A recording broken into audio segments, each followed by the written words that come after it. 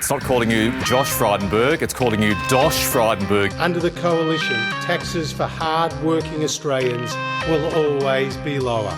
You know, I don't hold a hose, mate, and I don't sit in the control room. They're answers that only can come from Victoria, I'm afraid, because that's not my job.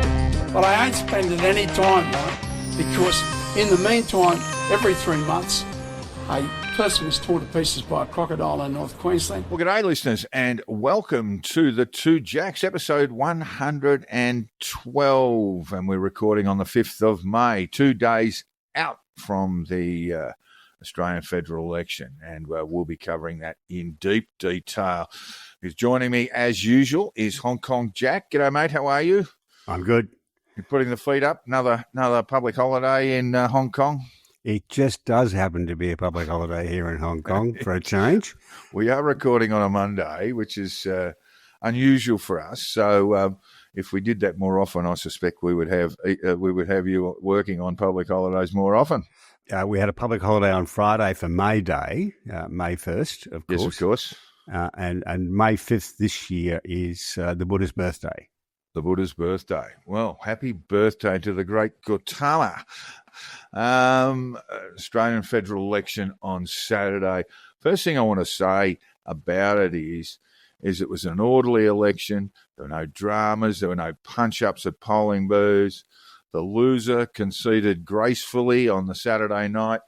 Everyone, with the exception of a handful of cookers, has accepted the decision.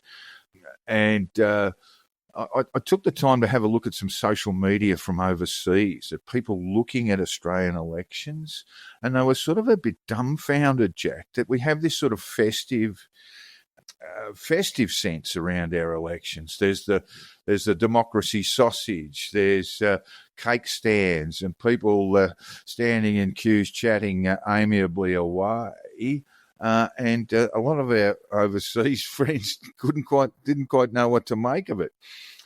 But we have an independent electoral commission. Congratulations to them on the fine work that they've done, and all of their workers, and all the volunteers, all the people who handed out at polling booths around the country. Well done to them too. I honestly think we do this better than any other country on earth. Pencil and paper ballots counted. Generally speaking, when you get an overwhelming result, it's all done and dusted by about 9:30, Jack. Even earlier than that. Yeah, I think it was called about 9:15. But no, quite seriously, I think we do elections better than anybody else. Mm. In fact, what normally happens is that the parties know what the result is within about an hour and a half of the polls closing.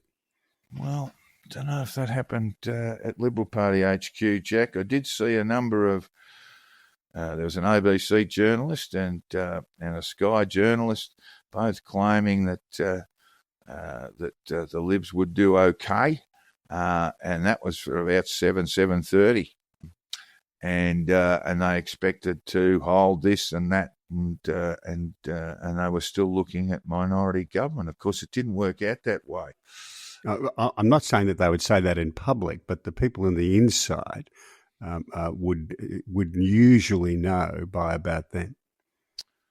I think, and that's because we have a great scrutineering system. So, in practical terms, what that means is that as the first vote count in the booths, etc., takes place, the scrutineers know what the results of that is, but they also keep an eye on what the preference flow is, and they will know the preference flow fairly accurately as well.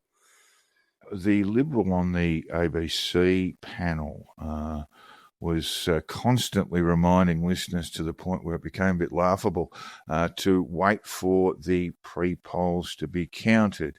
Now, there's a certain wisdom to that, although it seemed pretty tired for a while. What tends to happen is that the more elderly constituents tend to pre-poll, but we had more than half of voters pre-polling as of with about half turning up on Saturday to vote. There were some conversations there that perhaps we should reduce the size of the pre-polling, or the duration of the pre-polling, in from 3 to 2 or 1 weeks. Any views, Jack? I know you prefer people voting on a Saturday, but that's not really the way people want to do it, and it is a civic duty. It's compulsory, so I think we have to make it extended. Would you prefer it to be somewhat abbreviated? Yes, I would. I prefer it to go back to the old days where the only people who pre-poll had a good reason to do so. They don't even ask you anymore, No? Jack. I think when my daughter Jessie first voted, and I think it was a state election, she stood before the electoral worker, and the electoral worker said, "Now, what's your reason for wanting to vote early today?" And my daughter froze. I was standing behind her, and the AEC worker said, "Just say you're busy on the Saturday." I'm busy on the Saturday, and that was that. They don't even ask anymore. Is this like the old rules with the liquor laws in Sydney, where they had to ask you, "Do you intend to dine tonight?" That's right. Yeah, have a bowl of chips and you can drink till 4. Yeah. Yeah. Look, I probably would prefer it to be abbreviated by at least a week. I think. I think people need to see the campaign roll out as much as possible. And some people are not going to change their votes anyway, regardless of the campaign. I think, a 2 or possibly 1 week pre-polling would be okay, and that's what we might call a no excuse pre-polling. Let's take a look, Jack, at the betting to see where we were. Well, Jack, as you reminded me last week, Labor winning majority government 10 weeks ago was at $15. It was $1.40, I think, on election day. And look, Labor was unbackable to win, to form government, majority or minority, on election day. It had come in from almost $5 10 weeks ago to $1.07 on election day. The seat markets, which I looked at a fair bit last week, Jack, they were horribly wrong. The individual betting on individual seat markets, they were horribly wrong. So some punters might have got a bit of value there in some parts. Yeah, not only were Labor $15 to form majority government, but Peter Dutton was briefly favourite. Yeah, about the same time, and that's sort of 10 weeks ago. And we'll go and have a look at the review. I was never convinced about that. That was a bet I wouldn't take with someone else's money, Yes, indeed. Look, there have been a number of sort of superlatives raised around the result of this election. The first one is that Anthony Albanese is the first Prime Minister to be re-elected since 2004, so over 20 years. The second is that Albanese has got a better result than for Labor, and we went all the way back to 1943 there, Jack. But for me, the stat that really stands out is that Anthony Albanese and his government, they're the first to increase their majority in a second term in Australian political history. So it was a stunning result. I put that down to the fact that they got elected last time, not because people fell in love with them, but because people fell badly out of love with Scott Morrison and the Liberal Party. Yeah, perhaps that was the case in terms of the 22 result. But look, those people can say that the Liberal Party lost it, or the coalition lost it this time. But I think this is really Albanese, who's actually proved himself to be a very, very fine campaigner, has taken up the centre.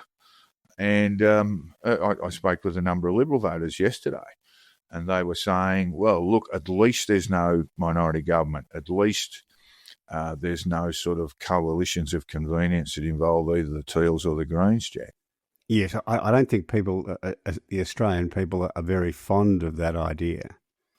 Yes, the idea of minority governments. Well, you can see these results. Some of them are stunning, Jack. You know, that some of the seat-by-seat stuff, Bennelong, which was a marginal, Labor's Jeremy Laxell is held that seat with a 10% swing, Jack. It's now 40-60. Yeah. So a 10% swing to knock him over next time around. And these have been featured across the country in Labor-held seats. There was a view that in some of the safe Labor seats that Labor would lose a lot of its primary vote. It really didn't happen. And in some cases, particularly in marginals, there were huge swings towards Labor. Now, it's time for the mea culpas. I got it wrong. I'm happy to say I thought there'd be a minimal change in seats. Labor might lose 2, pick 2 up, that sort of thing. That seemed to sort of capture the mood of what was going on in the country, but that wasn't realised. And Jack, you went for a minority government. You thought Labor I thought it'd be minority? borderline minority majority, so somewhere around there. Yeah, but it looks like they'll win 90, which is just tipping towards Tony Abbott's record in terms of number of seats held by a sitting government. I think Abbott had 91 in 2013. And the Libs look like getting about 46, somewhere in that order, and then the crossbench will make them up. A couple of things happening right now as we speak is that Adam Bandt will almost certainly now lose his seat. He's gone. The other one is that Zoe Daniel in Goldstein is in a bit of trouble. I think she's leading by about 95 votes as of last night, and you would think that the Libs, with their better abilities in terms of postals, will win that. So, and because the Liberal voters are generally the biggest user of postal votes. Yeah, that's right. So I would think that they will regain Goldstein, and that would be the only real loss for the Teals. Kate Cheney was elected by the length of the straight in Curtin. In some of them, in Wentworth, for example, the candidate there or the sitting member there, Allegra Spender, didn't even have to go to preferences. Bradfield fell to the Teals, and they had a reasonable day of it. The Greens vote didn't go down at all. In fact, there's a marginal increase in their primary vote, but they will. It looks like there are still votes being counted, as I say, in Melbourne, where it looks like Labor will win. You can be fairly positive that will be the case. And Ryan, which was previously a Liberal-held seat until the Greens grabbed it in 2022, that looks like that might go back to the Libs. It's very hard to figure out because it's a complicated sort of three-way preference deal, and the AEC's not publishing the preferences at this stage. But I would say on the numbers, my look at the numbers, it would be a Liberal gain. So the Greens will have no representation in the House, Jack. They've also lost Brisbane. They lost Brisbane by the length of the straight too. It really was. It was all day. It was all done by about 8 o'clock. They had a crack in Wills, and it's been very close there, and the counting continues, but it looks like Peter Khalil will hold for Labor. And so it's been a wipeout, Jack, very close to a wipeout. There might be one exception to that, but Adam Bandt is gone, almost certainly, and that's a shocking result for them.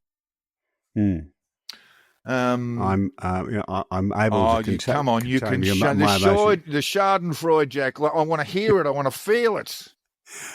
Well, I still call them the Trots rather than the Greens because that's what they are. Well, we're going to talk about party politics and how it all works and how it perhaps is more and more in Labor's favour as we go. You had a bit of a view from the UK, Jack. I wonder if you can run that past me. Yeah, mate of yours in London? No, I just always find it interesting to see what people from outside think about it. And this I kind of like. Labor has been re-elected in a landslide. Nobody saw that only a few months ago, where we just talked about what the betting was, etc. The centre-right coalition has collapsed, leaderless, rudderless, pointless. Nobody saw that only a few months ago. Again, that sort of fits with the polling and the betting. After Canada and Australia, can we stop saying we are in an age where incumbents always lose? Well, I think that, yes, we definitely can. think there was a period there driven by uncertainty around pandemic, and then the ensuing sort of cost of living crises, inflation spikes around the world that made it very difficult for incumbent governments. But I think things have calmed down a little bit now.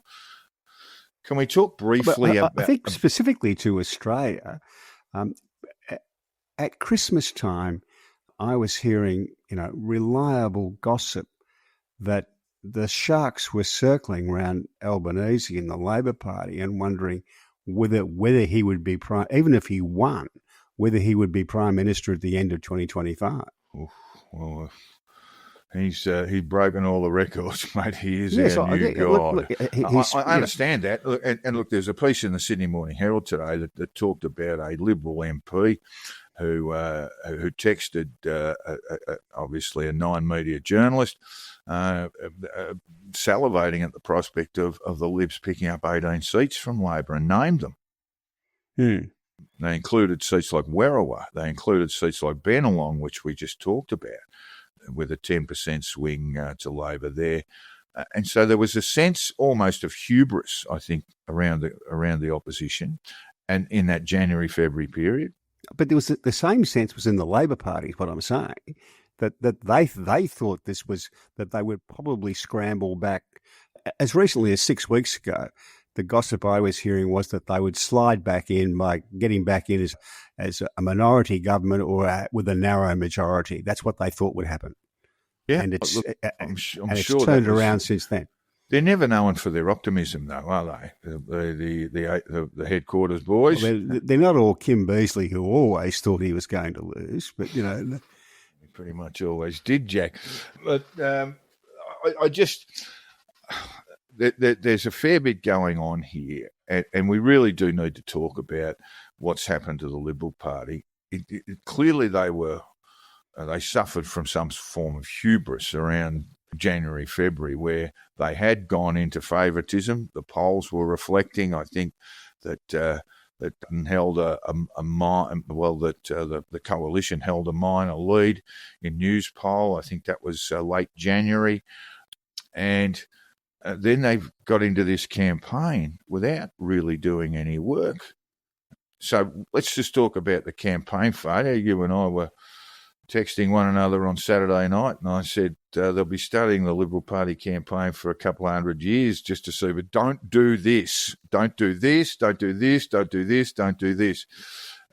Because it was dreadful, wasn't it? My response was it'll be a very short lesson. Don't do this. Don't do what they did. Class A, well, let's go to the pub. Yeah, I think we probably need to do a little bit more analysis than that. Firstly, it was a dreadful campaign. We're now finding out that the work from home stuff, which was a disaster, and it was a disaster that Labor didn't even really pick up on for a good couple of weeks. That the work from home stuff, which was aimed originally at all public servants, and then that was changed to Canberra public servants. It was sold to the people by Senator Jane Hume, the shadow finance spokesperson. As we've discussed, it was sold to them. It was sold to the people on a philosophical basis that if you work from home, you were going to be less productive, and referred to all the studies. This is Hume, and then had to be called back on that because a great many of the studies show that working from home can be more productive in certain aspects. But that was done without any consultation with the senior Liberal leadership, or certainly the Liberal shadow cabinet, Jack. Unbelievable stuff.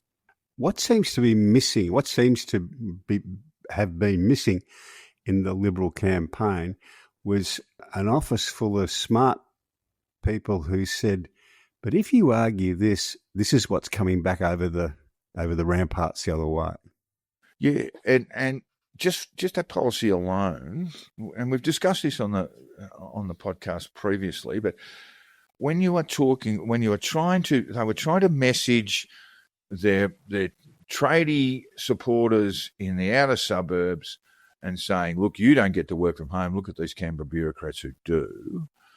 while not really understanding that work from home has now become such a sort of ethos now around work, that these tradie partners and wives and so forth work from home. So it wasn't as if they sold it in a narrow way around let's make Canberra bureaucrats come back to work. We might remember the Premier of New South Wales, Chris Minns, made this statement last year about New South Wales public servants, and it was done to the applause of everyone, virtually everyone.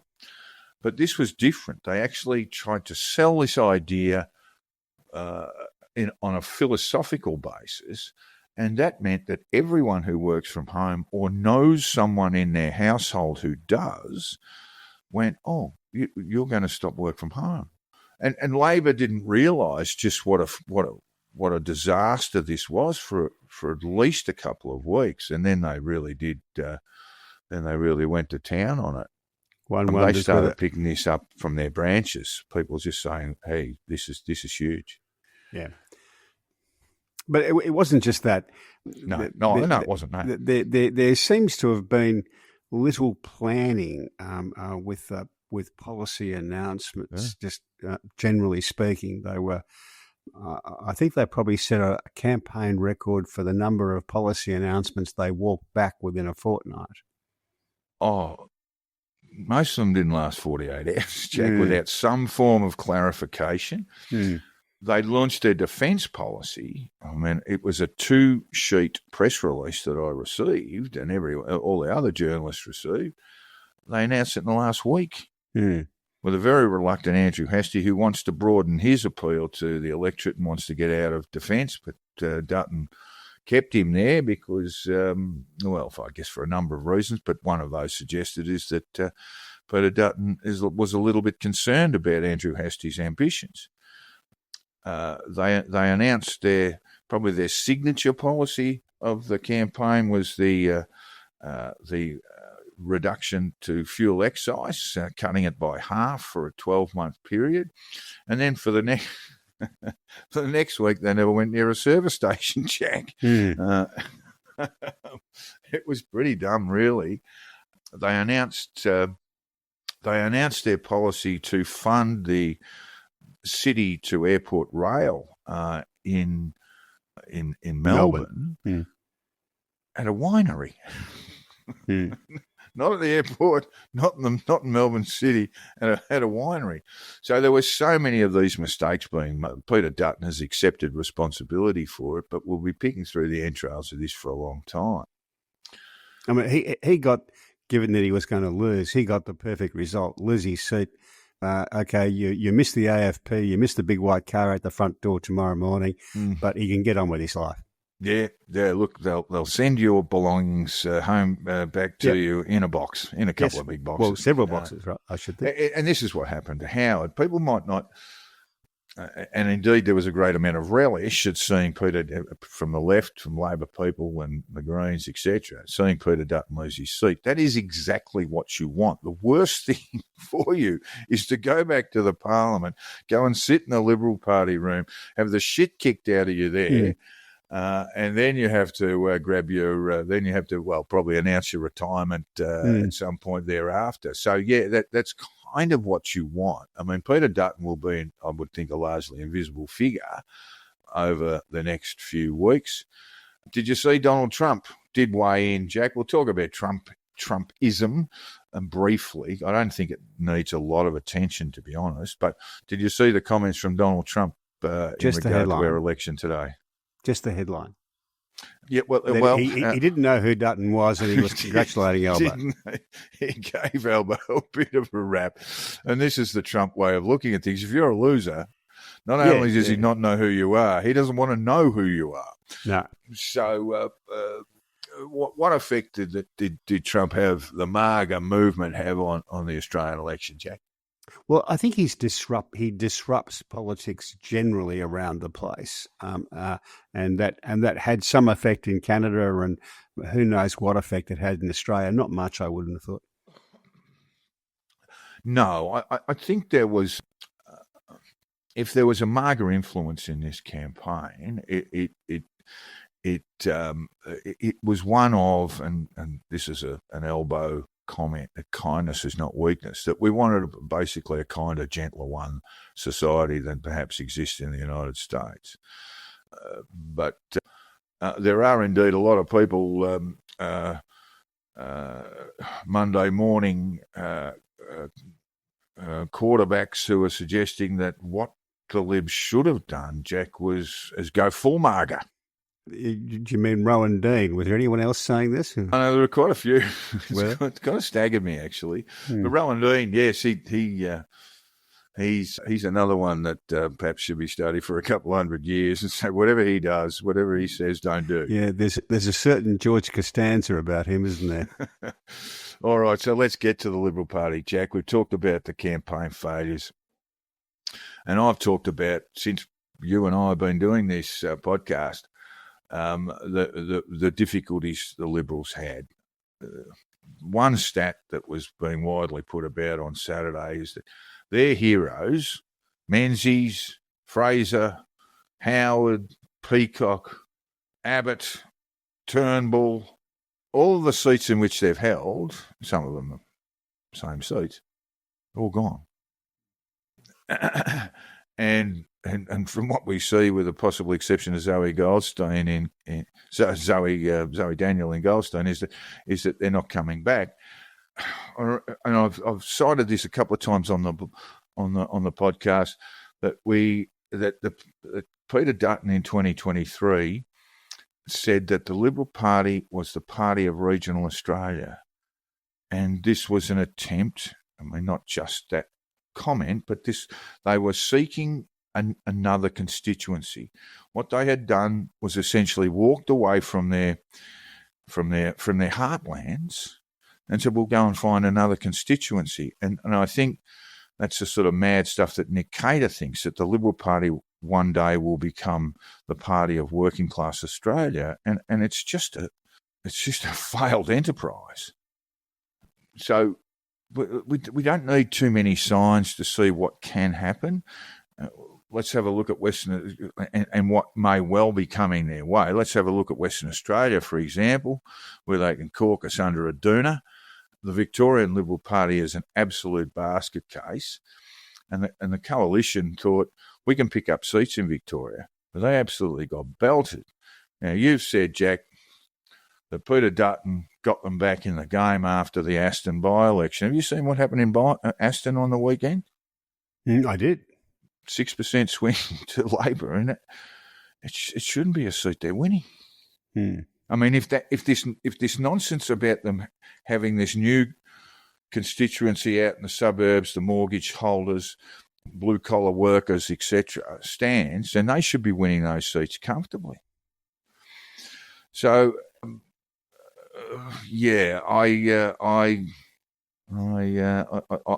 don't know that they will survive this. They are probably one election away from falling off a cliff. Yeah, I don't think so. I mean, I've seen I've lived through two Labor elections that were every bit as bad as this, 1977 and 1996, where you, as a Labor person, I kind of wondered whether we'd ever form government again. I didn't think the party would disappear, but I wondered whether it was ever going to be possible for us to form government again. And yet, Labor Party recovered from both of those quite well. Yeah, I understand.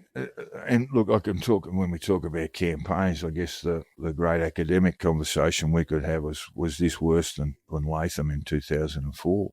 I mean, I would definitely put it up there. I mean, and I think the effect of Latham's leadership of Labor in 2004 was to lose 5 or 6 to Howard at the time.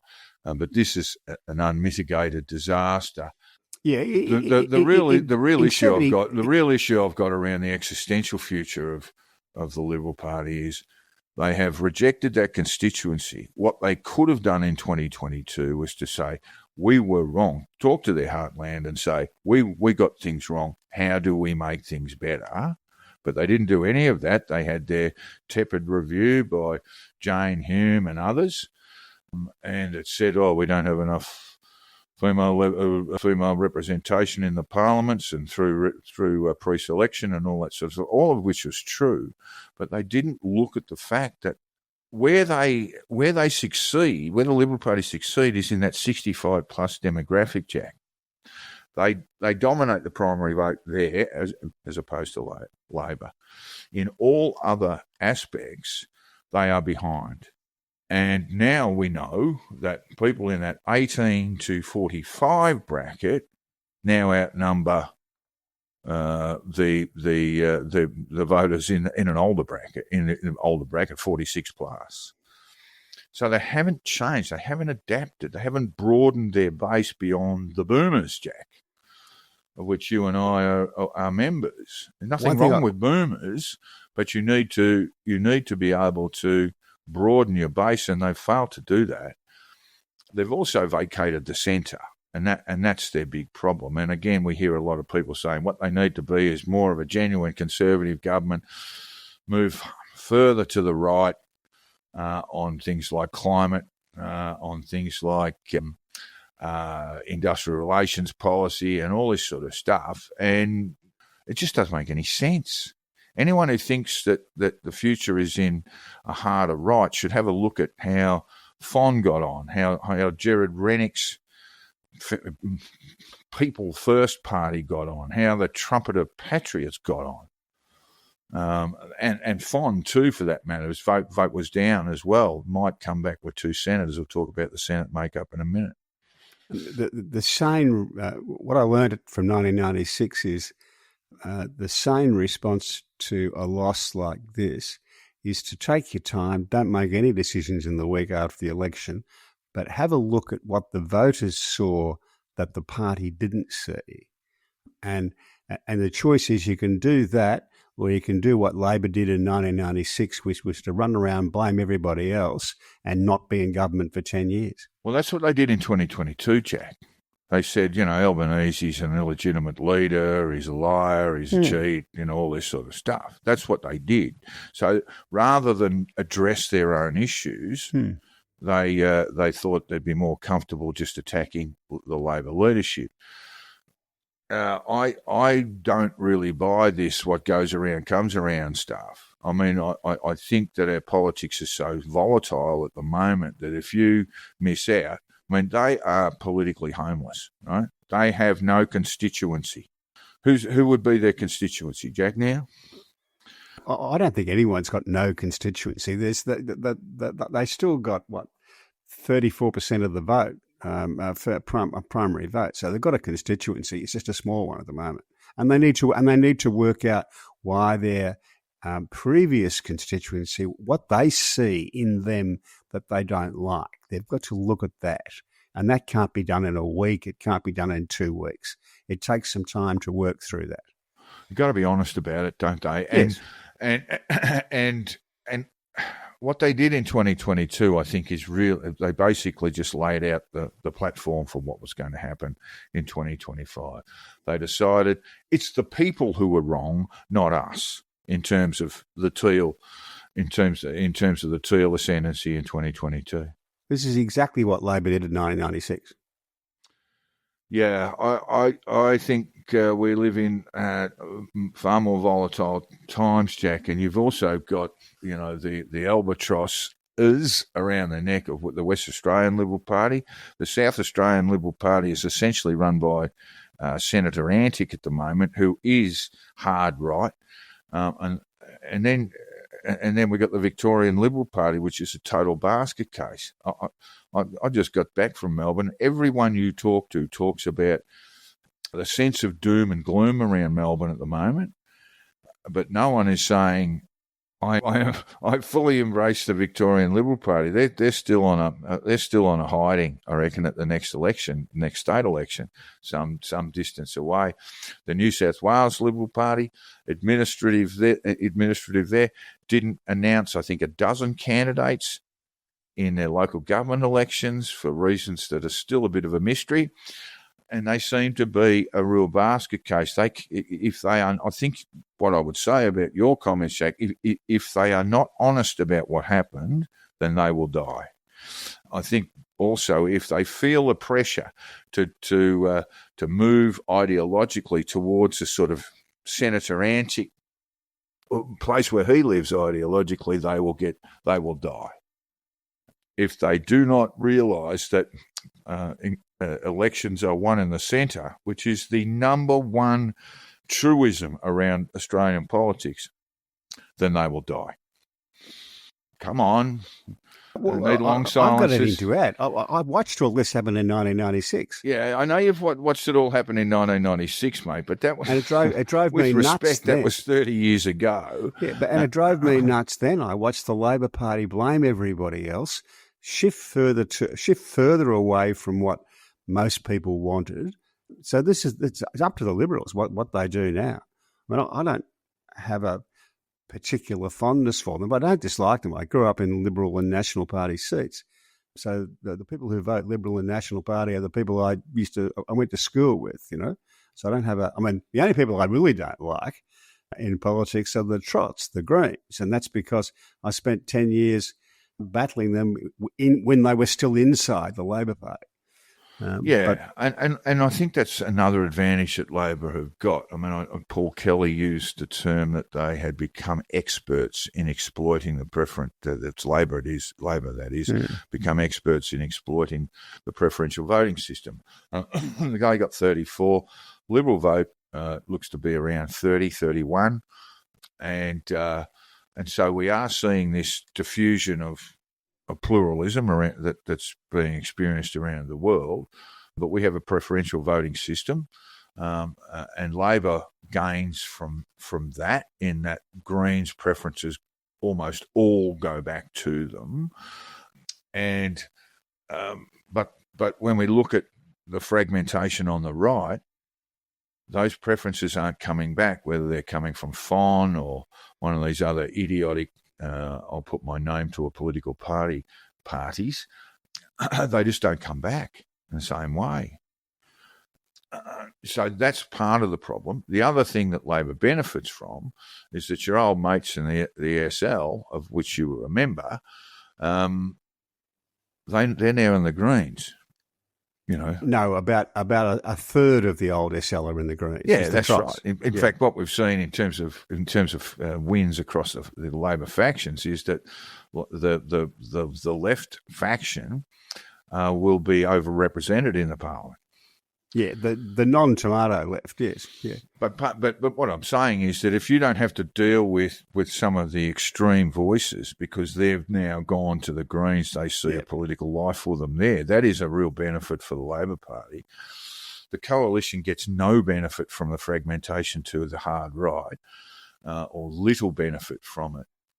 I mean, do you reckon Clive has finally said, you know, I've spent a couple $100 million on this now. Maybe politics is not my interest anymore.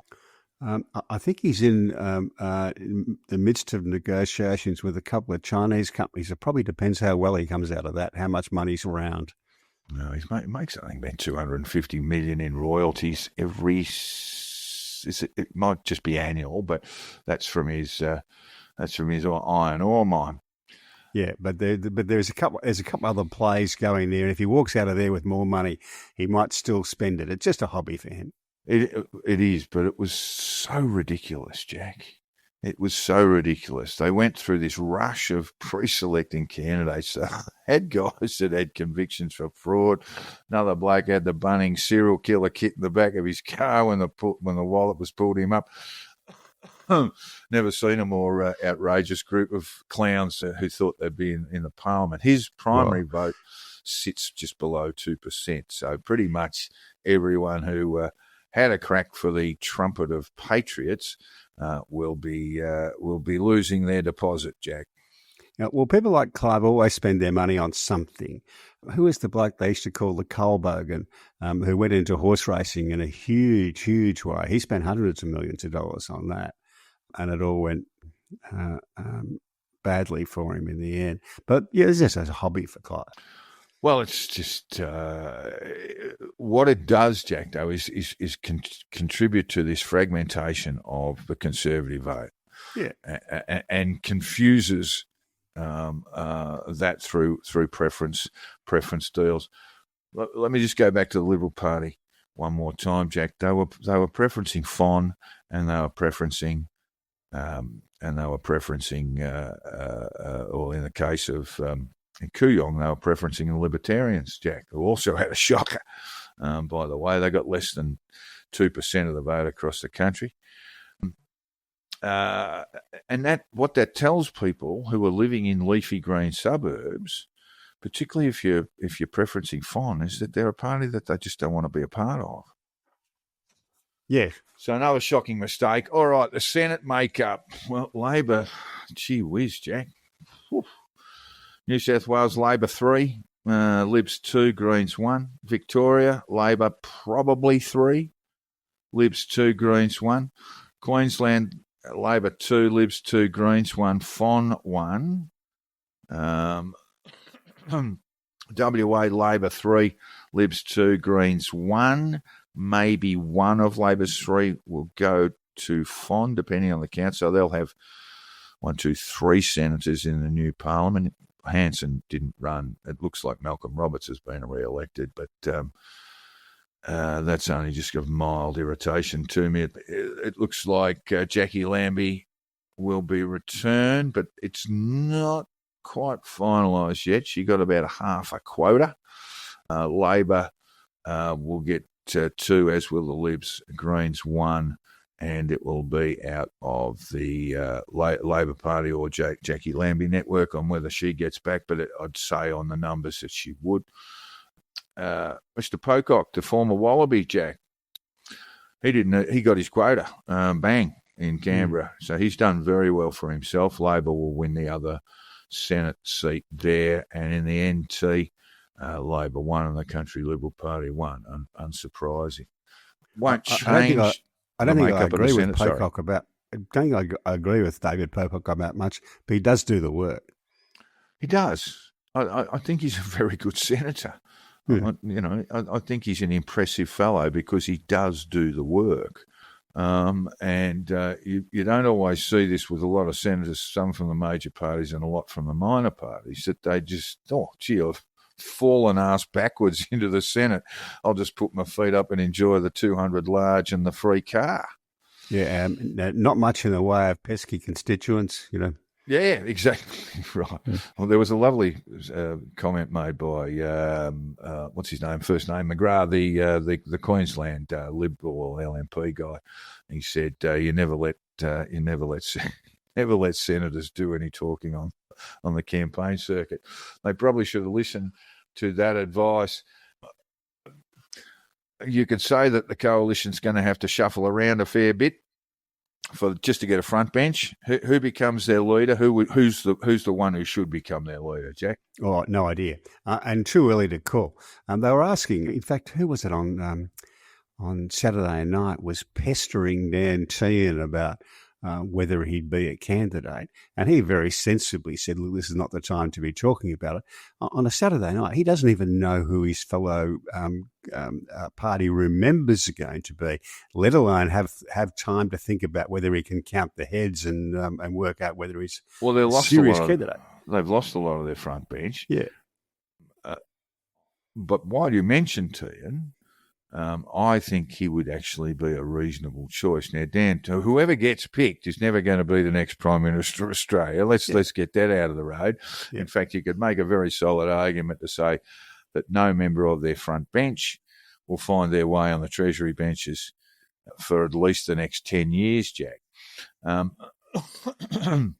So I think a sort of moderate voice, Dan Tehan was a former Speaker of the Parliament.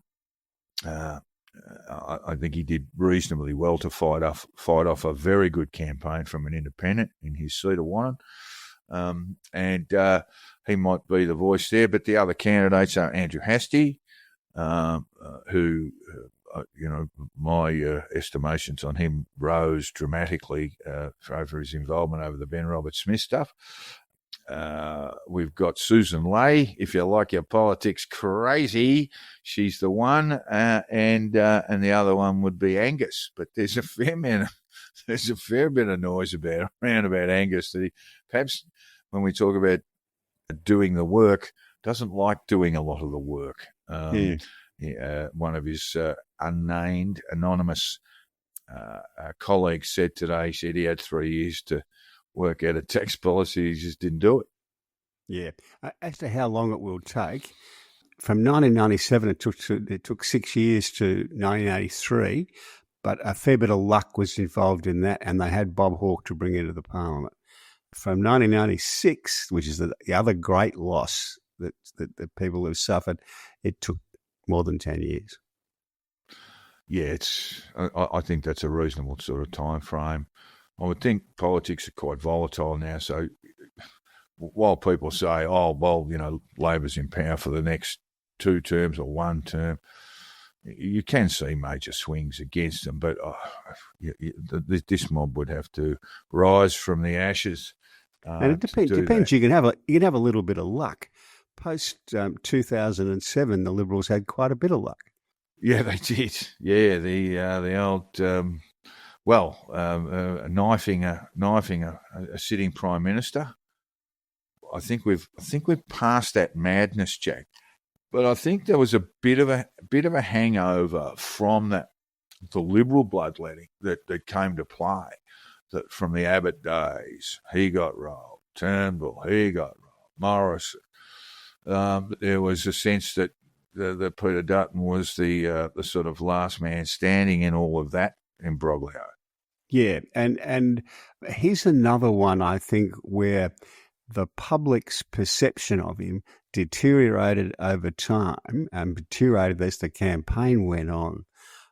But I don't think the public's perception of him fits with what I understand of him, from people who know him. No, this is the Julia Gillard problem again.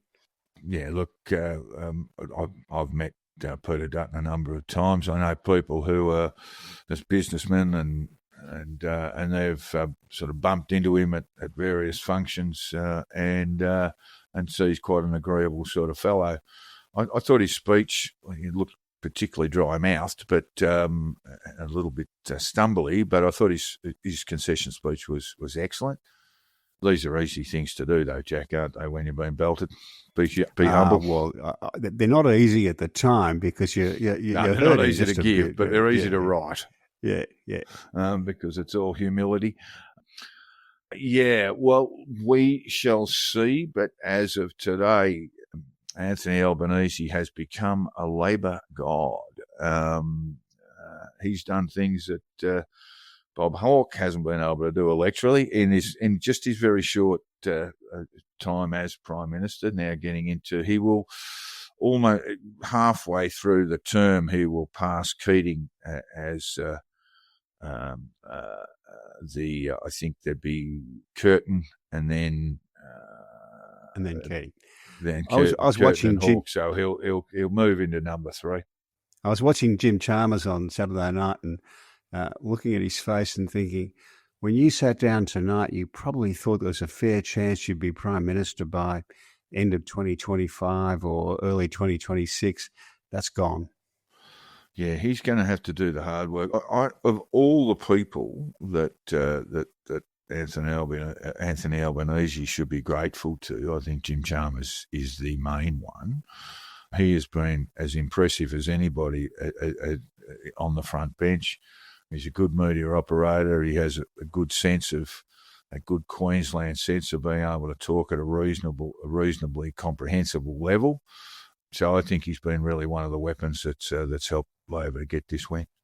Yeah, the only thing they need to do with Jim Chalmers is don't let him write another 10,000-word piece on anything. Well, that's only because you're too bloody lazy to read it, Jack. Oh, no, I read it, unfortunately. 10,000 words is too long. Yeah, you'll see my eyes glaze over halfway through. It's the old PJ O'Rourke line about The Economist. Why write 1,000 words when 10,000 will do? Exactly right. All right, another election, of course. We didn't record last week. I was down in Melbourne attending to some journalistic matters and having some lunches and what have you. But in Canada, the Liberals we were saying last year, as Justin Trudeau resigned as Prime Minister, that they were on track for the mother of all hidings, weren't they? They were 20 points behind. Well, this has been a 25-point turnaround, and this included also that the leader of the Conservatives would lose his seat, and Poliva, and it looks like he'll get back into the Parliament, Jack, through a sort of by-election. Yeah, possibly. But he was cruising to victory. I know. I know. He must cast an eye across the border, Jack, and be a little bit aggrieved. Yes. I think he has a reasonable argument to be a bit aggrieved. Yes. Well, the other thing that happened there too was that the NDP, which was a coalition partner with the Liberals, their leader lost his seat too. This wasn't. I mean, the Conservative vote went up 7%. This was the big losses were the minor parties. I mean, the Liberals vote, which is the Progressive Party, there went up 11%, and the Conservatives went up 7%. Everybody else lost. Well, it's completely counterintuitive to the way politics is going. You had the two major parties taking up 87% of the vote. Yep. And it looks like the Liberals and look, they have been so used to minority government going back for almost a decade or longer. Now it looks like they will maybe just scrape home to a majority, or might need just the support of one or two to get them there. Keep them safe on the floor. So quite astonishing thing. So let's talk about the role of Donald Trump. I mean, calling Canada the 51st state, referring to Trudeau as Governor Trudeau, which he does deliberately to annoy him, but also it caused these very polite Canadians whose often response to anything is "I'm sorry" before going on. To get very, very annoyed, Jack, and it completely flipped their politics. Yes, as you said, Mr. Pierre Poilievre will be grinding his teeth about it all. All right, Jack. I want to hear your tips for the papacy. Who's gonna see the white smoke come out the chimney? Yeah. Oh, don't be racist about the smoke. This is what the now foreign minister for the United Kingdom went on about really? Last time this happened. He thought that it was terribly racist to be talking about black and white smoke. When Francis was elected. When Francis was elected. I'm amused at the people who think that they do. They remind me of the old criminologist and sinologist trying to work out who had the bushiest eyebrows on the Kremlin wall, which is always a tough gig. You'd never ever beat Leonid Brezhnev for eyebrows, would you? No, well, there were a couple of others, but anyway, I guess what I'm asking, what signs do we see from, let's say, a pope elected from Africa, Jack? One of the cardinals from Africa. What could we say about that? Let me go on before you answer that.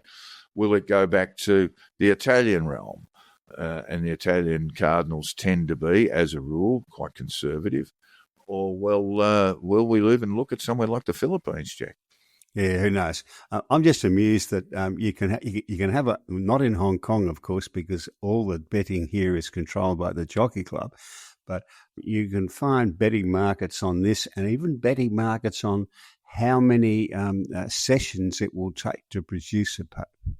Well, it's funny you should mention that, Jack, because the front runner is Pietro Parolin, I presume Italian, with a name He is like Italian, that. Yes, yeah. 28%. Is the chance there? Well, you could have a lazy dollar on him. This is one of these polymarket things. He is the favourite. Louis Antonio Tagle, another Italian. Matteo Zuppi is another Italian. And then we go down to Peter Turkson. I'm not sure where Peter Turkson's from, but he's the first non-Italian name in that list, Jack. Yeah. The answer is nobody else has ever sat, nobody from the outside's ever sat in that room and had a listen, so they don't know. Exactly right. Those conversations, stuff of movies, but we don't have a clue about them. And a very good book by from a long time ago by an Australian author called Morris West, The Shoes of the Fisherman. If you want to know about how it works, that's what I recommend. Well, yes, it will tell you that. One of the books that I often think about when I think about the Vatican is it In God's Name? And that was the one that suggested that John Paul I had been poisoned, and that it was almost a mistake that the Vatican was so scandal-ridden that it appointed a cardinal who was not one of them, sort of thing. He was an iconoclast. I tend to think that the papacy will the Roman Catholic Church is a very old institution, and it doesn't change very much. It did have what we might call a progressive pope in Francis there. It tells me that they will probably go back to a more conservative one going forward. As to who it will be, yeah, your choice is your pick is probably better than mine, Jack. All right, we've just had an election in this country. Of course, a lot of talk about climate change, net zero. Exactly, Tony Blair, Sir Tony Blair, indeed, has called for a major rethink of net zero. Jack, he has. Always amused by my British friends' reaction to Tony Blair, particularly the ones who are kind of Labor supporters. Smoke starts coming out their ears and they start ranting and raving about war criminal and all that kind of stuff. And I look at it and think, he's easily the best British Labor Prime Minister that I can remember, but for him, he's absolutely the enemy. Yeah. For them, he's absolutely the enemy. It's really quite extraordinary. Well, he did blow his copybook in Iraq, Jack. I mean, and of course, he was part of that whole movement that weren't completely honest with their voters, Jack, as to the rationale for an invasion of Iraq. Well, he was the one who insisted upon the UN. The Americans weren't really interested in the UN motion and all that kind of stuff, and he was the one who insisted upon that. So to that extent, he's responsible. But yeah, so he's come out and he says, look, the net zero thing, we're never going to be able to sell it to the people because they won't buy the cost that it will take. But of course, there's history between Tony Blair and Ed Miliband, who is the minister responsible for pursuing the net zero policies in the UK. An unhappy history between the two of them. So it'll be interesting to see how this plays out. Yeah, we're going to have a look at the British political landscape very soon. But you've just talked about consumption of fossil fuels, etc., and has that gone backwards? Well, the answer is yes, it has. But if you look at this a certain way, you'll see the gas demand rose by about 2.7%. Coal demand rose by 1%. Oil demand grew somewhat more slowly at 0.8%. That's almost something that I guess the Greens would look at this and get quite alarmed. But without the sort of policies and without the sort of implementation of renewables, those demands on fossil fuels would be far, far higher. Yes. But the fact is, we're still burning coal, and we're still burning coal at a slightly higher rate than we're burning more coal by 1% than we were last year, and ditto really for gas and oil / petrol or gas. And will be for the foreseeable future. Yeah. the great weakness in this restructuring of energy around the world, Jack, is that you've got mounting energy costs through the world that cause, particularly around high inflationary periods, that cause great alarm among voters. And it takes, I guess, politicians of rare courage to sort of stand it down or see it off. I suppose see the criticisms off. The alternatives, are not something we can really ponder. We are set on this course now.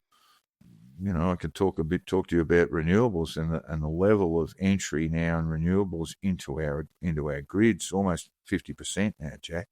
That's in Australia, which is very slow to get off the backsides and deal with, because we had a government or a series of governments in power in Canberra that weren't quite sure that climate change was real or anything needed to be done about it.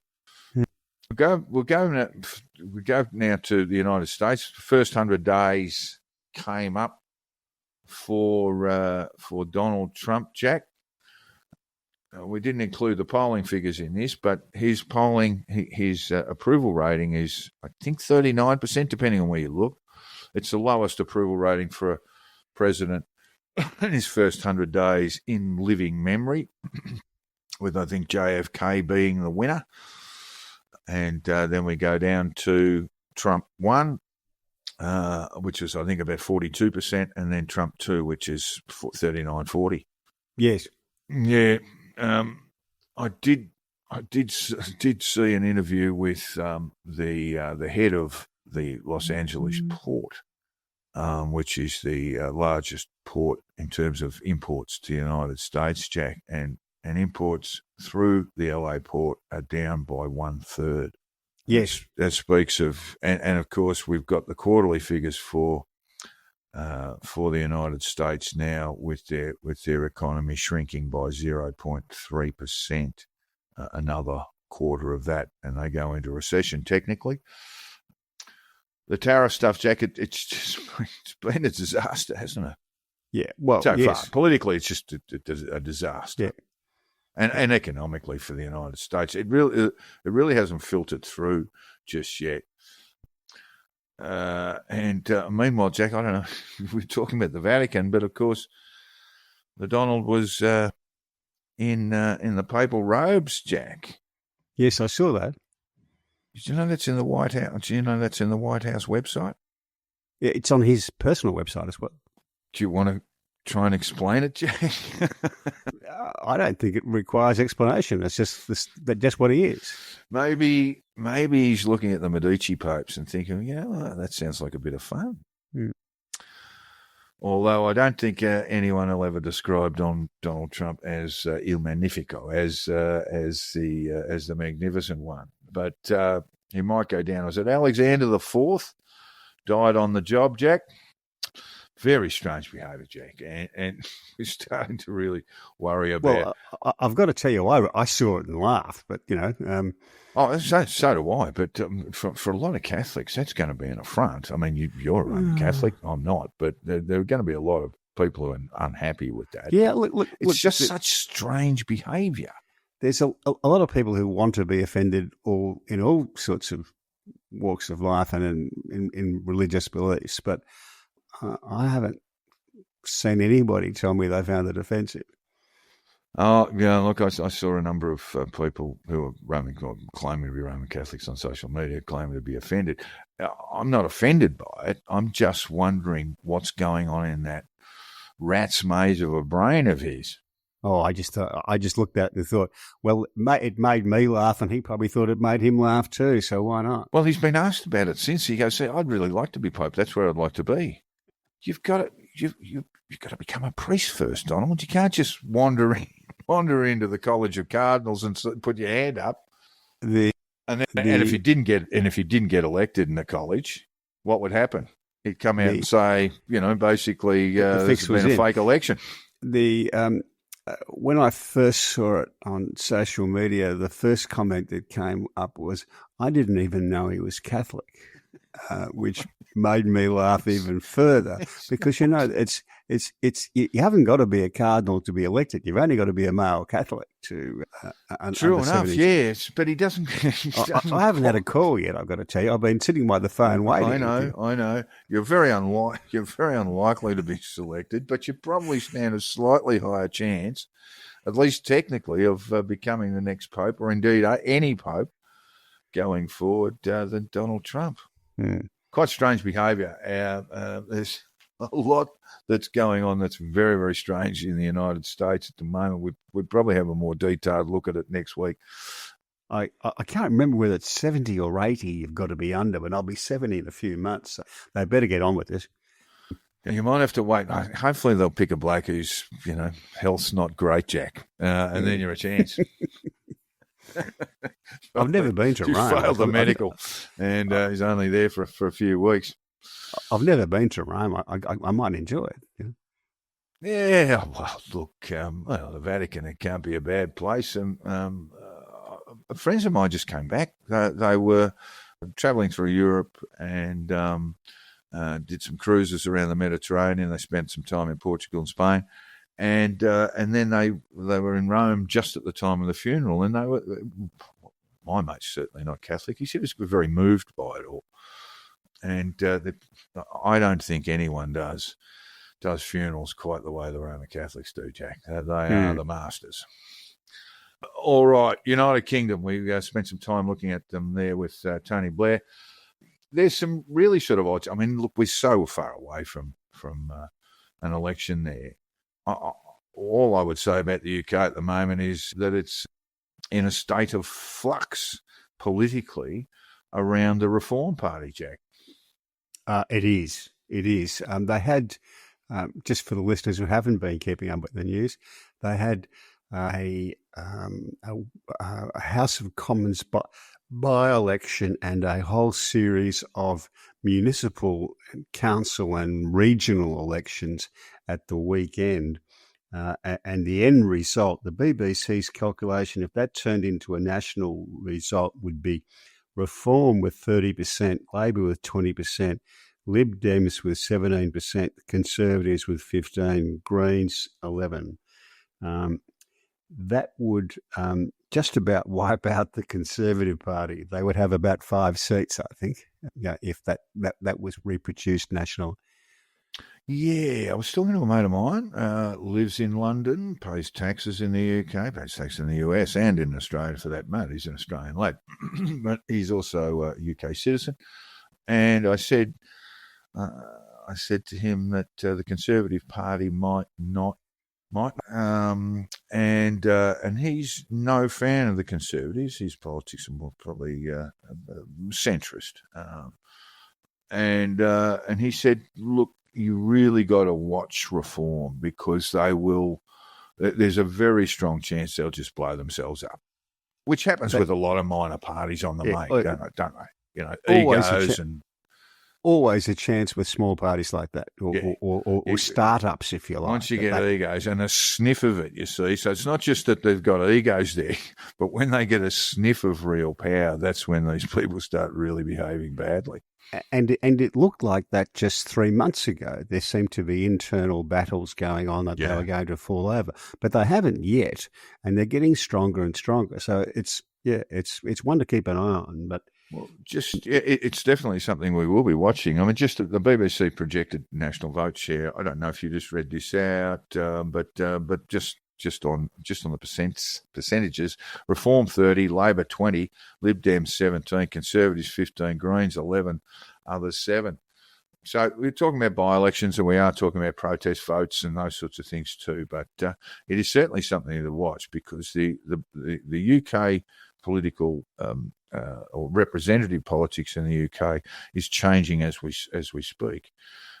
So there's all of that. Meanwhile, Jack, in Germany, one political party looks like it might be banned. Well, it's reminiscent of Bob Menzies, who wanted to ban the Communist Party, didn't he, Jack? He did. And he didn't get away with it. Had to go to a referendum and he lost. and went all the way through the courts first, then to a referendum, and lost. But here we have. Sorry, go on. Sorry, this is the AFD. This is the AFD that they're talking about burning, which is the biggest party in almost all of the old East Germany, apart from Berlin. And I just don't see the wisdom in banning political parties who have large amounts of support, because you just make their supporters angrier. That's exactly right, Jack. I couldn't agree with you more there. This is politics, right? You have to win the argument. You have to make the argument and win the argument. It's no good saying, well, we're on a ship to nowhere, heading further and further down the right. So the answer to that is just to ban the party. That is the largest party of political representation in the current Bundestag, I believe, isn't it? They have more reps, yes. The largest single party with no real prospect of forming government. But if you tell people that the party they voted for, if you tell a sizable minority of your country that the people they voted for are not legitimate, you're going to have to win the argument instead of doing that. Exactly right. And that's what you've got to do. And you've got to do that not just through rhetoric, but you've got to do that through good government as well. So look, here the alternatives are never going to be as good as what we're doing right now. Yeah. Just back to reform for a second. One of the things that's going to change matters for reform is that will be the governing body in a couple of municipal areas, large municipal areas. So they will have to go from being the party of opposition, a bit like the Greens in Australia, never having to take responsibility for anything. Yeah, that's the other actually thing. They've got to, they will be judged on how well they do at that, and that might change the equation in the UK as well. All right, another thing that caught your eye, Jack, Jay Rayner, restaurant critic, who uses social and traditional media. He had some things to say about the state of the mainstream media, Jack. Yeah, he was writing for the Guardian and the Observer up until a month or so ago. Yeah, what happened? And like everybody else does in the UK, he had a falling out with the Guardian, and I think he's fetched up at the FT, the pink paper. Oh, okay, yep. Good paper too, by the way, the FT. It is a good listeners. Paper. Yeah, it is a subscriber-based thing, but it's worth your money. It's a bit like global news. I think Australia and the UK are the only two people who have kind of left-wing financial papers. I would agree with that. Yeah. But anyway, which always strikes me as being odd. You wouldn't know where the Fin Review sits at the moment, mate. I'm probably more conservative than certainly the editor-in-chief is. He used to work at the Australian, mate. No one could stand the sight of him, and not due to his politics, just because he was a bit of an arsehole. So what did Jay Rayner have to say? May I quote? I think two things. One, a lot of it may be rubbish, but then he's talking about social media. So he's talking about social media, which I should clarify. One, a lot of it may be rubbish, but then a lot of stuff put out by mainstream media is rubbish. The other point that follows, the idea that people who work for newspapers and magazines are all universally informed and know their stuff, is not true. I remember one moment, it was a paper I was working for, and I came downstairs and I said to my wife, I read the newspaper so that people who are cleverer than me and better informed than me can tell me what's going on in the world. The problem is I know all these people and they're neither. I think he's still bristling from having a little bit of a contretemps at the Guardian. He may well be, but look, that there is an element of truth in that. I used to have more faith in what I read in the newspapers and saw on television until they started reporting on stuff that I was involved with and knew about. Then you realise, oh no, they don't know that much about it. What we're seeing, Jack, more and more in mainstream media, and it's based on cost, is that we're seeing younger and younger journalists reporting.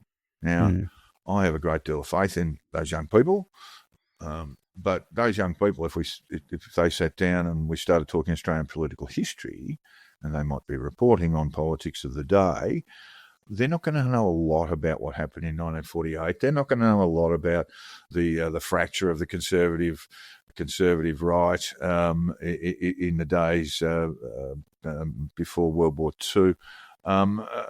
They're not going to have that sort of basis of knowledge. Their job, in a sense, and we're talking about straight reporting, we're not talking about commentators like me or indeed Jack, their business is to say, I witnessed this person saying this, I was at this place where I witnessed this person saying this. And that's that, right? Yeah. And they can provide some background, when, where, why, and some context as to what's happening. Who, what, when, where, why. So it's about chronicling what they see, and that does not assume that those people are going to have a greater knowledge, are going to know Australian political history like the back of their hand. It's just that they're going to be young, sharp, and smart with technology for a start. That's the first thing you've got to be if you're going to be a journalist these days, and that you are able to report faithfully what you've just seen and heard. And I've got no problem with the young people doing that. I think that they're ideally placed to do that. But this is the role of the crusty old editor. We know she or he says, yeah, that's exactly right, but you need to have a little bit of context to that. So, yeah. No, that's right. All right. Now into sport. Well, Jack, I had a very sport-light weekend. I was on the burner back to Sydney when the Blues were playing. So mercifully, I was spared that particular flogging. Carlton went down to Adelaide by 10 goals, 60 points. And I heard one of the commentators, I think one of the ABC sports commentators, saying it was the worst defensive effort they'd seen from a side all year. And Carlton's defensive efforts can be really poor, particularly when one Jack Silvani is not there, Jack. Yeah, I would just add, though, that I saw a bit of that. And Adelaide are travelling very nicely, and Matt Nix thought it was their, kind of their best performance. So, they've got some weapons up forward too. So if you go undermanned defensively against them, they're gonna pick you out, particularly if they're getting a lot of ball in the middle. But Jack Silvani certainly has, coming back this year after his injury. There was talk about moving him on a couple of years ago, and he's a vital part of the team. Oh, absolutely. He's got a hand injury, probably miss at least one more. But they tell me, Jack, again, I missed it all. Collingwood Geelong. One of the games of the year so far. Absolute cracker. I haven't seen it. I think, what did Craig McRae say afterwards? Look, we lost on the scoreboard, but we walk away there feeling like we're winners. They played right to the last second, and it was Dangerfield beat them in about 10 minutes was the problem. He's still an amazing footballer. I'll tell you one thing that I did notice, that when the Collingwood player, the guy has amassed a huge number of consecutive games. Crisp, yes. When he obviously had a ping for goal after the siren and missed. One thing that impressed me firstly was that all the Collingwood players went over to console him and perhaps not even console him, but just pick him up. And the first Geelong bloke there was Patrick Dangerfield to shake his hand and give him a hug. And the second one was Bailey Smith, who gets a bit of bad press for being a young bloke who shoots his mouth off, but he was the second Geelong player in there. Was he? So. Yeah, good on him. Yes, he's a hard bloke to like. He is a hard bloke to like. But look, I was impressed by that. We did see some other clashes, Jack. We're starting to get I don't know that we are getting a real good feel of where we are, because Sydney, who looked done and dusted, had a wonderful win on the weekend. Over the Giants. Yeah, it was a win. Well, they take that because the way they went the last week, they might not win again. It was a badly needed win, but it was far from their best, but still. And we are just looking at the top of the ladder. The Brisbane Lions, so I did see that game. They were very, very good against the Gold Coast Suns. Put them back in their box to a very large degree, but they're not a bad side either. You would imagine that Gold Coast Suns will play the finals for the first time in their history, and Brisbane and Collingwood, with the possible inclusion of Hawthorn, who've just been a little bit inconsistent. They look to be the top 3 or 4, and with Adelaide thrown in, I think when the Western Bulldogs have a good day, they're about as good a side as going around too at the moment, but probably just a couple of forwards down, or at least one forward down. Yeah. The thing about Hawthorn is, and this goes for the Swans as well, is because they were outstanding in the last half of the year, as the Swans were in the first half, is that the other clubs have put the work into how you play them. That's true. And look, the other thing we've been talking to, just more generally about AFL footy, is that kicking is just absolutely key now. You've got to be able to, pinpoint those targets so you can get the ball from the outside into the corridor and get moving, increase your forward options and all that sort of stuff. And I look at sides like Sydney and Hawthorn, who are great kicking sides, and then they'll have weeks where they're terrible, where they just miss every target. And that's a bit about how clubs play against that changes that. What do you think? A bit of implied pressure, Jack? A little bit of that. I mean, you look at Sydney and say clubs now are quite content to let Chad Warner go backwards out of a clearance and kick it half over his shoulder.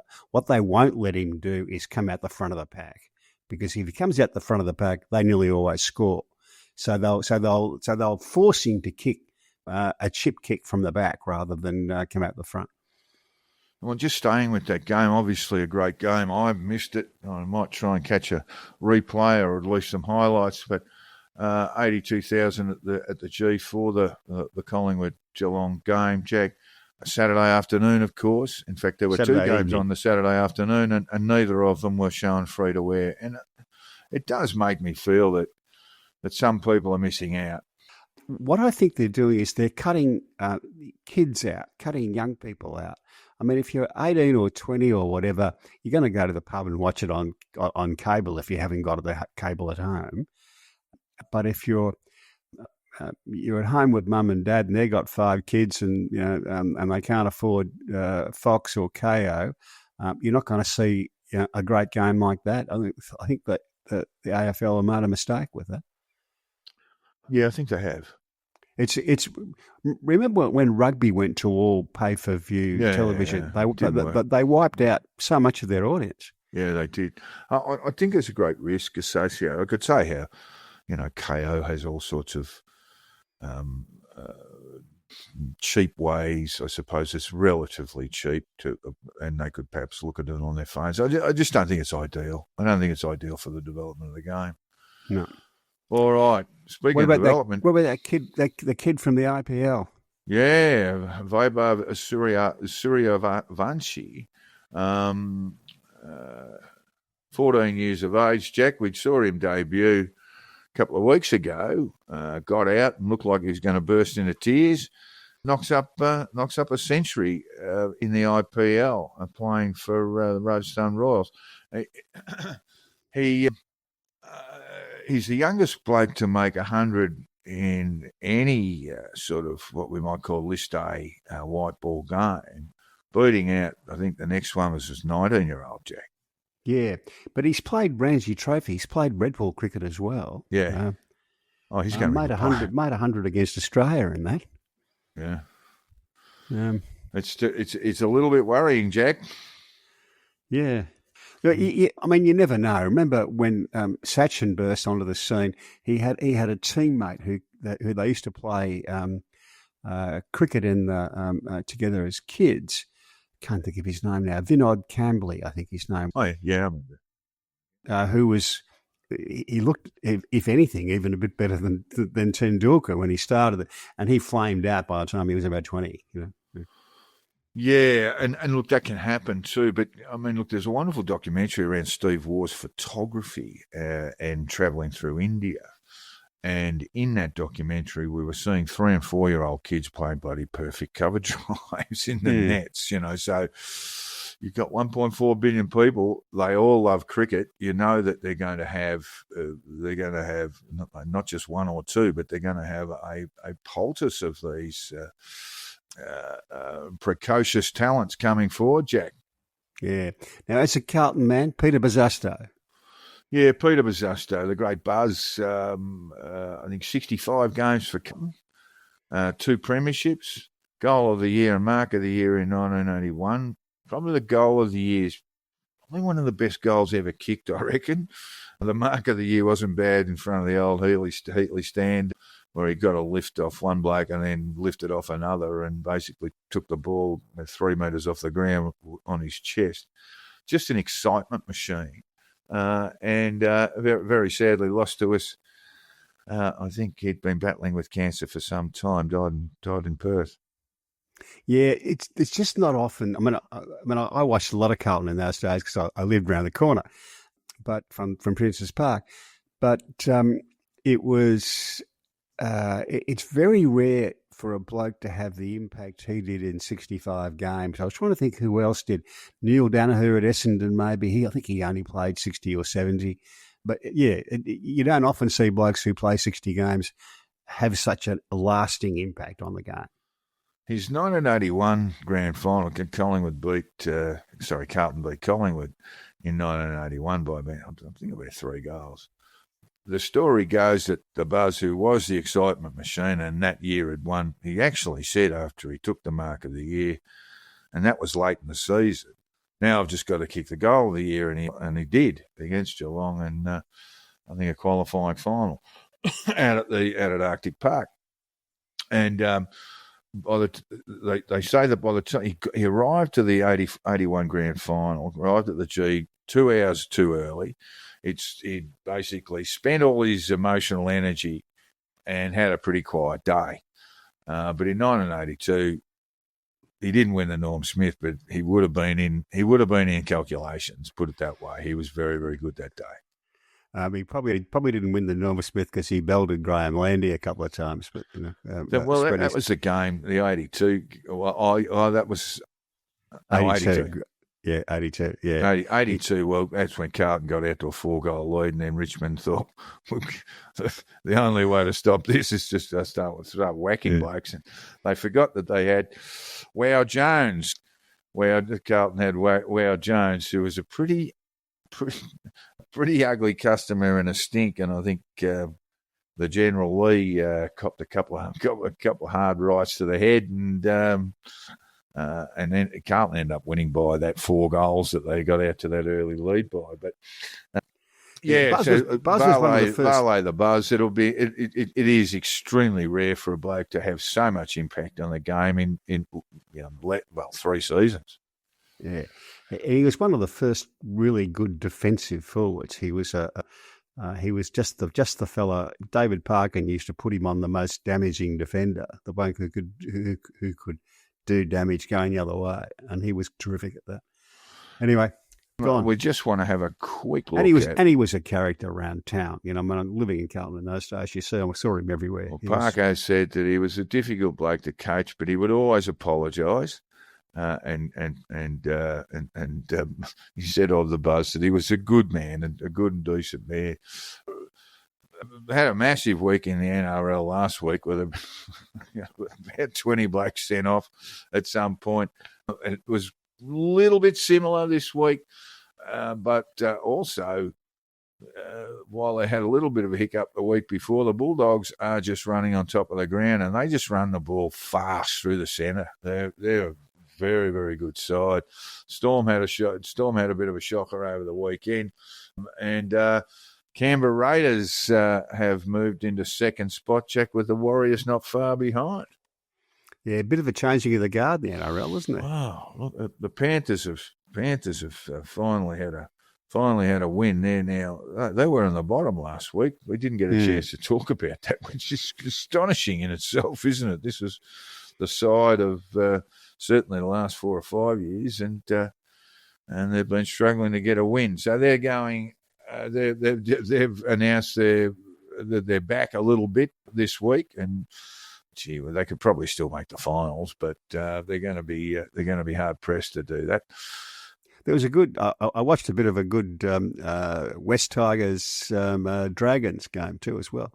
Let me see. I did not see that. We've got the Women's Tigers, State of Origin on. I think the Tigers got up in the end, but it was a cracking game. Tigers and Dragons, the Tigers got up 34, Dragons 28. Of course, we've got the Women's State of Origin at the moment, game 2 coming our way this week. I think the NRL have done really, really well. Rugby league in Australia has done really, really well in promoting the women's game. The women's game is actually very, very watchable.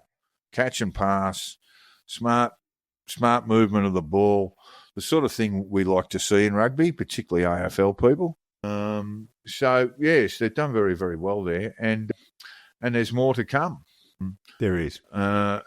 So. Anyway, that takes us out. We've been completely obsessed about the Australian federal election. We're going to talk about the whales. The whales? Yeah, now they're all doomed now. They'll be swimming into great pylons, carrying great big fans, Jack. Yeah. I was reading up on the whales because that's the sort of environmentally conscious chap I am. And about the importance of whale excrement and whale urine to the health of oceans, because apparently they bring up stuff from the bottom of the ocean and they release it up in the top bit, which changes the environmental makeup of the thing. And they also, because they get toxins of various kinds in their body from the cold southern oceans and northern oceans, and bring it up into the tropical areas. It's all very important. But this stat struck me. What do they call them? Which kind of whale is it? A baleen whale, I think it's baleen whale. Well, that's a group. Baleen whale. That's a group. So they basically eat by sucking water through and eating what's in that water, plankton, what have you. And their urine capacity per day is 950 litres. That's it's fair old slash.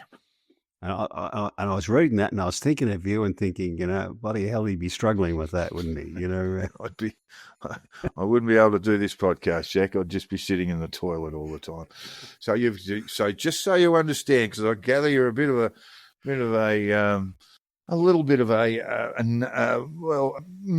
to the world of whales. But basically, you have balines and you have toothed whales. So okay, good. Your toothed whales is your killer whale, for example. I saw them 3 or 4 of them just monstering people on a boat in Instagram before. They were just having fun with them. Terrifying they were. All right, that takes us out for this episode 112 post-election review. We'll try and get this out to you as soon as possible, folks, so you can sit down and figure out what's going to happen with the Liberal Party and indeed what's going to happen with Australia under a renewed Anthony Albanese. We have just gone through what I think is a big political transformation.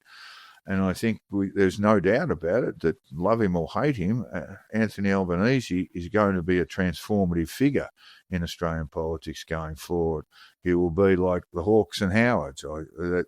That's probably the best way to put it. And we haven't had a leader with that sort of longevity around for a long time. So these are big, big times in Australian politics. We want to thank you for listening, of course, and please feel free to drop us a line. I know you know how to do it.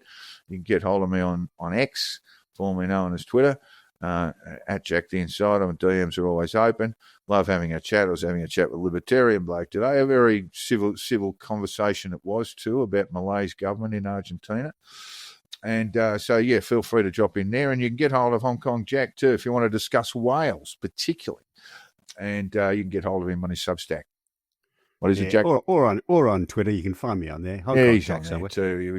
You were giving Nikki Sava a backhand of the on Saturday night. I noticed. I thought you're full of ink. You know, like, hey, buddy, don't tweet Did I drunk, give mate. Nikki Sa- Don't tweet Did drunk. I give Nikki Sava a backhand? I can't Well, I think think you said. I think a rhetorical slapping, at least. I think you were suggesting that she probably has a few tickets on herself. I've met Nikki, and I don't know her well enough to say, but that was the point you were trying to make. But I think it might have been after a couple of glasses of red wine, so. Jack. Could have been. Could have been. I've met Nikki Sava. Drunk, folks.